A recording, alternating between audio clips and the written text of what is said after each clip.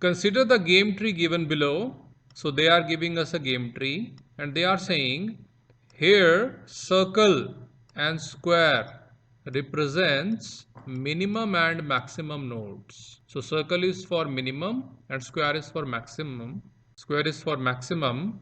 The value of the root node of the game tree is, so we have to find out the value of the root node and they are giving us the choices. As in the last video we have discussed that we have to just check the values which are given to us and we have to leave those things whose values are not given to us. So we'll only take the values and leaving the nodes without the values. So dots are representing the nodes which are not having the value.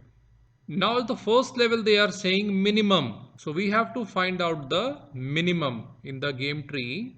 I am considering this node first. It is connected with the two branches. The values are 7 and 9. So minimum of 7 and 9 is 7. So the 7 value is taken. Now the next node, it is again connected with the two branches, but one is having value. So we'll take that value. Then to the next node, there again two branches are present and the values are 11 and 12. So minimum value is 11. Again the next node is having two branches but no value. So skip it. The next node which is having two branches but the value is having 5 in one branch. So I will take 5 value. Then the next node which is having two branches but one value is given. So that value will be taken. Next node is having the branches but no value, so skip it. Again the next node having two branches but no value, so skip it. So minimum level is complete. Now we are going to the next level which is maximum. So in this the node is connected with the two edges and the values are 7 and 6. So maximum of 7 and 6 is 7. Next node is having two branches and only one value is given which is 11. So 11 value is taken as it is. Next node is connected with two branches and two nodes are there 5 and 4. So the maximum is 5. Next node is having two branches but no value is given. So skip this one. Now the maximum part is over.